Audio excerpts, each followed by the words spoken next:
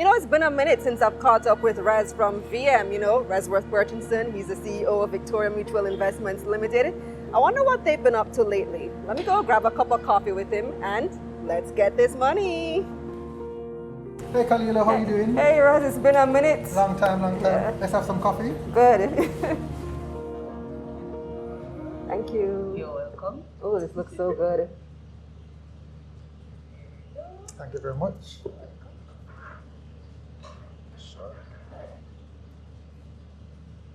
It's good. So Rez, it's been a minute since I've seen you. We have a lot of catching up to do. It's been a long time. Lots of news on the VMIL fund. Willing to share? Lots of news on the economy too. So the Delta variant is now here too. What's your outlook for the economy right now? Okay, I think the economy is rebounding. When you look at the tourism arrival numbers, much better than last year. The construction sector still very active. So I think 2021 will be a much better year than 2020, and we are certainly advising our clients to position themselves accordingly in the various asset classes for that rebound when it comes. Yeah. So what about vaccinations? How much of a role will that play, you think? I think the pandemic will depend on the extent or the speed of which we are vaccinating. You've seen the various pronouncements globally in Jamaica and international regarding the fact that encouraging persons to be vaccinated, because that's currently the biggest weapon we have against the COVID virus. So, we're encouraging persons to listen to the literature and make up their minds, but that return to the new normal is much depends on the vaccination efforts. Yeah. So there has been a lot of optimism for the second half of the year based on the pace of vaccinations, among other things. Now it's a little bit more uncertain because of Delta. Agreed. But for the first half of the year, VMIL performed quite well. Tell me. Yes, we're certainly pleased with our performance. Last year, as you know, the virus hit about March. So our first quarter numbers last year, subpar. Second quarter, we recovered. This year, I think we're off to a very good start. To use an Olympics analogy, a Shelley and Fraser Price start out the blocks. We're very encouraged by that. And we're doing a lot of business development so that we can have a even more stellar performance for quarter 3 and quarter 4. 54% increase in net profits. To what do you attribute that? Well, 54 isn't excellent. Based on the potential of this business, the team members that we have very talented, our capital base, being a part of the Victoria Mutual Group. But 54 in a pandemic I will is take really it. good. I will take it, but I'm saying the business has a lot more upside than 54%. The first half performance is attributable to performance across all businesses, whether it be asset management performance. Our unit trust portfolios grew quite substantially. Our treasury business did very well, which is the net interest income business. Our bond and equity trading business, stellar performance. Because what we saw last year is that a number of investors kind of stayed to the sidelines, trying to see what was happening. With the economic outlook looking a bit more prosperous, we're seeing investors coming in and trying to buy underpriced assets, bonds being just one. So our bond trading business, very good. And our capital market business, lots of business development activities, not where we would like it to be for the first half of the year, but we are expecting a stellar performance for the second half of the year. So all around, a fair performance. Certainly looking forward to the second half of the year, because the second half of the year, we believe that the economic conditions will be, much more supportive to our business. So I do note where 54% great, but you're not entirely satisfied because there is so much more potential. Mm-hmm. And I'm sure that part of that too is because the quarter ended June wasn't as great as the previous quarter. As a matter of fact, you were down 15, almost 16% for the quarter ended June 2021 compared to 2020. So sure. What happened in that quarter? Okay, so our numbers aren't linear. We don't earn our income throughout the year, evenly throughout the year. So we're very aggressive in the first quarter. We kind of pared back in the second quarter, especially in the bond trading business. But we expect third quarter to be equally stellar into fourth quarter. Okay. So talk to me about the real estate portfolio, because you're now back at the #1 spot. So tell me about that. Okay, so as you know, for 2018 and 2019, our real estate fund was the #1 fund in Jamaica. We stumbled last year, and we said to the team, we really need to own this space. And the team did some portfolio changes late last year, and for the first 6 months of the year, we're at 5.8%, and that's the return. That's the return, and to me, that's stellar performance. We're in a space that is very competitive, so we're not in the real estate development space. We're in a safe spot where the properties that we invest in are marquee buildings in the business district. And how we earn is we earn via capital appreciation of those buildings, or earn versus rental income. Okay. And the first half of the year, we've been blessed. Certainly looking forward to an equal performance for the second half of the year. Real estate is a really hot industry to be in right now. It is. When you say marquee buildings, give us some that we might recognize. Okay, so the VM building on Northford Boulevard, right in the middle of Northford Boulevard. Everybody knows that one. Exactly. The towers on Dominica Drive, we own that. The VM property in Fairview, Montego Bay, we own that also.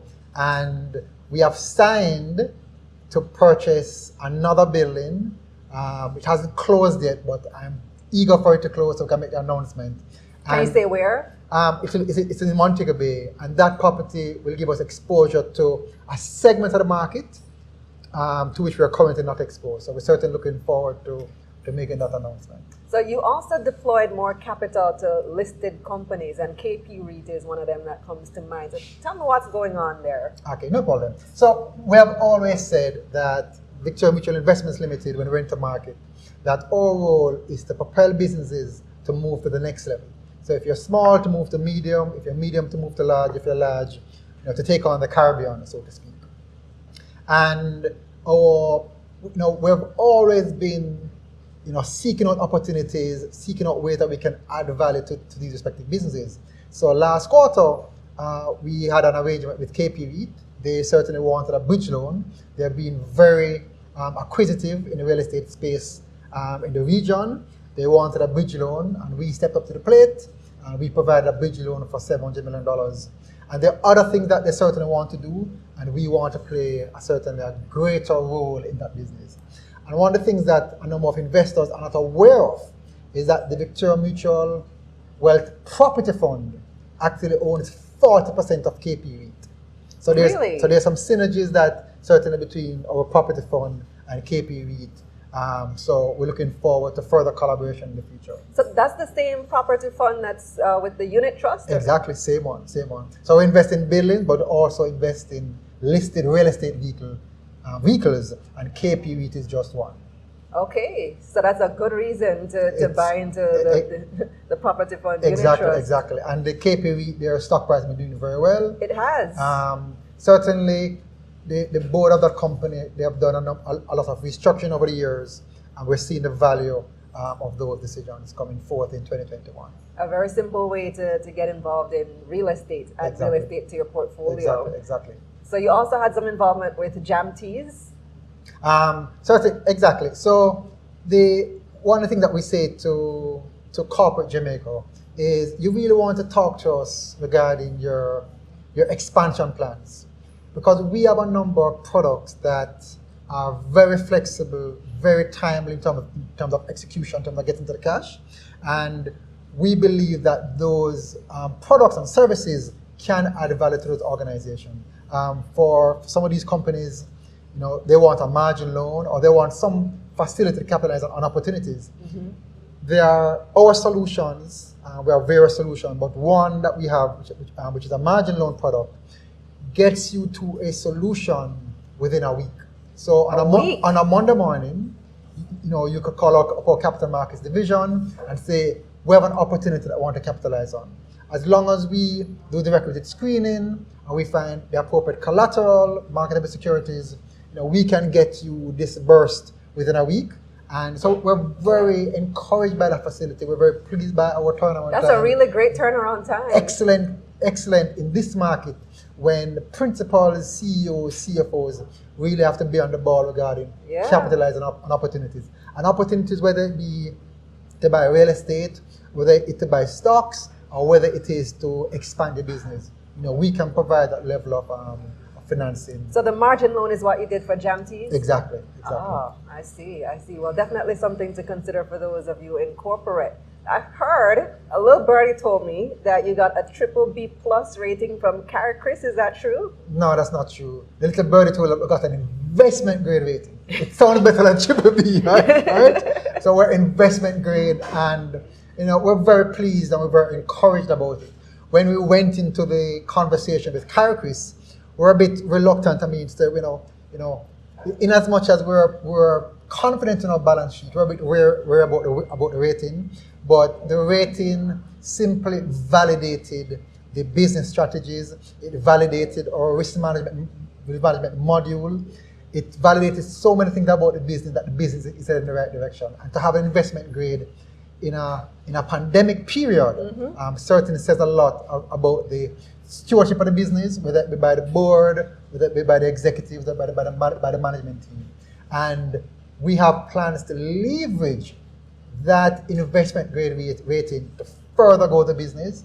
And in a few weeks, we'll have some announcements around it. Nice. Because we certainly, have to capitalize on that access to capital that an investment grade rating provides to allow us to further grow the business. So that's a big deal. Congratulations. Thank you very much. And we're very encouraged. Yes, not everybody can get investment grade, Jamaica fighting for investment grade overall, the country. Every time I talk to you, Rez, we talk about the plans for overseas market. So where are we on that? And I say we because I feel like we're family now. Sure. No, we're indeed family. So the overseas expansion is a pivotal part of the strategic imperative of the organization. Unfortunately, sometimes an overseas acquisition will take a lot more time than management and resources that management would have anticipated. Nonetheless, we're committed to that strategy. A bit discouraged that we haven't signed just yet, but I'm encouraged that the transactions or deals in the pipeline, that we will certainly land one of these deals to the benefit of the organization. And deal selection is also very important, especially for overseas markets, because you really have to play from a position of strength. You have to leverage the competence that you have in Jamaica when you go to overseas markets. So we're looking at whether it be leverage our capital market expertise, whether it be our asset management expertise, whether it be our bond trading expertise, to look at how we can synergistically leverage those competencies as we head into overseas markets. So what timelines are you looking at now? I think the last time we met, I told you Q2. I'm going to say by the end of the year, I'm encouraged that something will likely materialize. What would it be? What are you looking to open an office somewhere? Or what? I think that all the options are on the table, whether it be to open an office, whether it be to partner, or whether it be for an outright acquisition. We're very flexible when it comes to the options that are available. And, we're going to enter each negotiation with an open mind, as long as, knowing that our fiduciary responsibility is to provide value to our shareholders in all that means. Well, that diaspora market, like we said last time, is hungry for anything Jamaican, and especially financial products. Sure. So the overseas expansion source is in the Caribbean, which we haven't landed yet. But to speak about the diaspora, the 3 million Jamaicans that live outside Jamaica are eager to reinvest or invest in Jamaica. I heard you had a blitz in New York. We've had a blitz in New York, we've had a blitz in Orlando. I think our next trip is to the UK, because every time we engage Jamaicans overseas, we're overwhelmed by the level of interest that they have in the investment products, whether it be stocks, whether it be bonds, and just to talk about the opportunities locally. Because as you know, the interest rate environment overseas is quite low. So all Jamaicans are looking at, how can they maximize their returns? So they're certainly looking at Jamaica to say, well, where are the underpriced stocks? how can I get involved in real estate, whether it be direct real estate or through a property fund. So, I believe that the range of services and products that VMIL that we offer certainly is suited to the diaspora market. Yeah, and I love that you communicate with your customers and even non-customers as well. So you have your VM Wealth Talks, you have your newsletter that you send out, and you're now venturing into podcasts. You're doing a whole lot, man. So kudos to the customer and brand team. What we know is that a lot of Jamaicans are eager to learn about investments. They're a bit shy, but they're eager to learn. And our responsibility is to touch as many persons as possible, to expose them to, let's call it the wonders of investments, how investments can transform their lives and the life of their family and friends. And that's our responsibility. Our responsibility is to go and to say, let's talk. Where you invested, and to say, well, how do you realign your investment portfolio, investment dollars to maximize value for yourself and your family over the medium term. So we're not promising a quick fix mechanism. We're not promising, road to riches in the short term. But what we do know, based on the evidence, based on the data, is that if you invest in wealth creating products for the long term, if you're disciplined, if you're focused, if you have the resolve, that and invest in the right products, that over time your investment portfolio will reward you accordingly, whether it be stocks or real estate. 100%. 100%. So a lot more Jamaicans have to hear that message. Right. Because too few know that message. When I consider how the equities market have done over the past 5 years, and I say, how many Jamaicans participated in this wealth creation machine for the past 5 years? Too few. Number one stock exchange in the world, 2018. Exactly, too few. So our responsibility is to spread that message. So what's the podcast called? It's called VM Wealthwise. And I encourage persons, if you haven't listened to the episodes, please go on. It's very informative. We're talking about current events. So much as how our VM Wealth Talks would have a speaker, but it would be in video format. Right. The Wealth Talks is an audio you can download on your way to work, in the gym, when you're walking.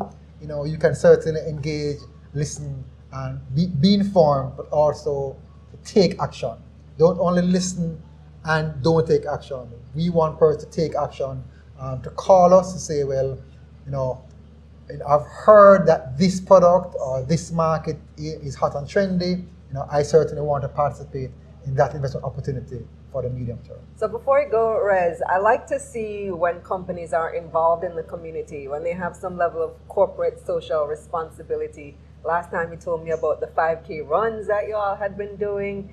You've also been heavily involved in education. So tell me about what VM has done in the education space. Sure. Well, before I say that, the Corporate Governance Committee of the board, headed by Director Milton Samudo, really charged the Corporate Governance Committee to come up with some pillars regarding how it is that would engage in our CSR.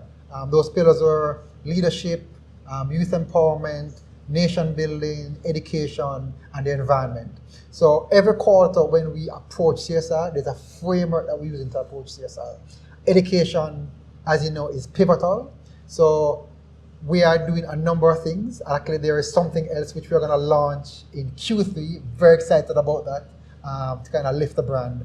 But we are engaging in terms of internships, to say to UWI students or UTech students, initially very limited.